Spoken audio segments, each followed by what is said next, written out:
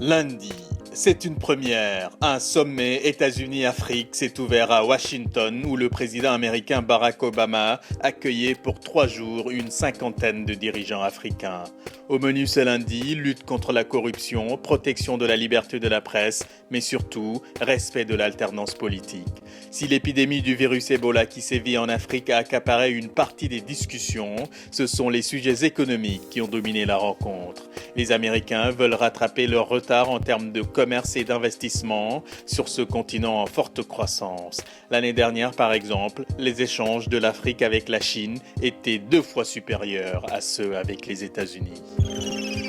Mardi, regardez notre deuxième photo. Il se retire, les bras levés en signe de victoire. Après plus d'1 mois de conflit, les soldats israéliens ont quitté la bande de Gaza. Résultat d'un cessez-le-feu d'au moins 72 heures, négocié au Caire en Égypte et accepté par Israël et le Hamas. Entré dans l'enclave palestinienne le 17 juillet dernier, 10 jours après le début des bombardements, l'armée israélienne a annoncé avoir retiré la totalité de ses troupes ce mardi après avoir accompli sa mission de destruction des tunnels construits par le Hamas. Selon les secours locaux, plus de 1900 Palestiniens ont été tués, dont une grande majorité de civils. Côté israélien, 64 soldats et 3 civils ont trouvé la mort. Mercredi, direction le Japon, où des dizaines de milliers de personnes se sont rassemblées ce mercredi matin à Hiroshima pour marquer le 69e anniversaire du bombardement qui avait ravagé cette ville de l'ouest du Japon. Hiroshima s'est figé à 8h15 heure locale lorsqu'a retenti une cloche donnant le signal d'une minute de silence. C'est à cette heure précise, le 6 août 1945, que les États-Unis ont largué la bombe qui avait transformé la ville en un enfer nucléaire, la première bombe atomique de l'histoire. Un acte pour lequel les États-Unis ne se sont jamais excusés. Aucun président américain en exercice ne s'est d'ailleurs rendu à Hiroshima, pas plus qu'à Nagasaki, bombardé aussi 3 jours plus tard, le 9 août 1945.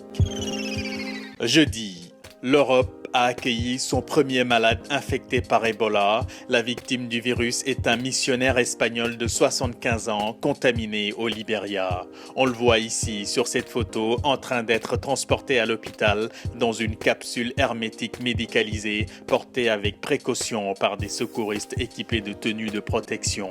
Sur place, en Afrique, l'épidémie gagne en vigueur. Le Libéria notamment a décrété l'état d'urgence. Selon l'OMS, Ebola a fait près de 1000 morts sur plus de 1700 cas enregistrés en Afrique de l'Ouest.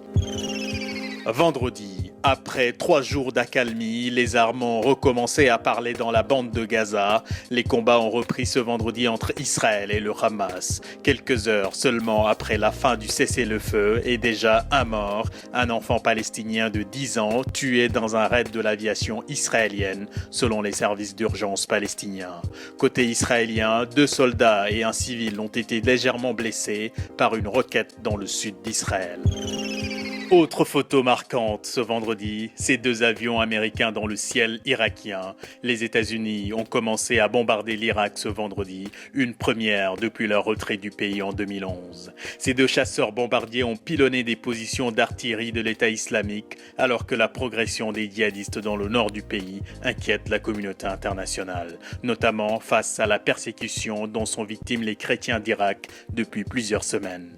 2 ans et demi après le départ du dernier soldat américain de Bagdad, Washington n'envisage pour l'instant aucune intervention au sol. Ainsi tourne le monde. Bon week-end et bonne semaine.